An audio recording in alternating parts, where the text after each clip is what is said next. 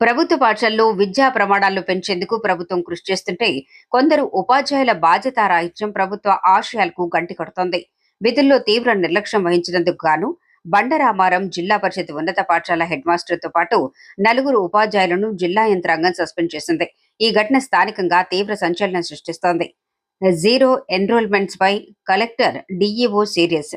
ఈ విద్యా సంవత్సరంలో పాఠశాలలో ఒక్క కొత్త అడ్మిషన్ కూడా నమోదు కాకపోవడంపై జిల్లా కలెక్టర్, జిల్లా విద్యాశాఖ అధికారి తీవ్ర ఆగ్రహం వ్యక్తం చేశారు. దీనిపై ఉన్నతాధికారులు లోతుగా విచారణ జరపగా షాకింగ్ నిజాలు వెలుగులోకి వచ్చాయి. ప్రభుత్వ స్కూల్లో చదివే విద్యార్థులను ప్రైవేటు పాఠశాలలకు పంపేలా ఈ ఉపాధ్యాయులే వెన్నుకుండి నడిపించినట్లు ఆరోపణలు వచ్చాయి. తాము పనిచేస్తున్న ప్రభుత్వ పాఠశాల పట్ల ప్రజల్లో చులకన పాపం ఏర్పడేలా, పాఠశాల ప్రతిష్టకు భంగం కలిగించేలా వీరు తప్పుడు ప్రచారం చేస్తున్నట్లు విచారణలో ప్రాథమికంగా నిరూపితమైంది.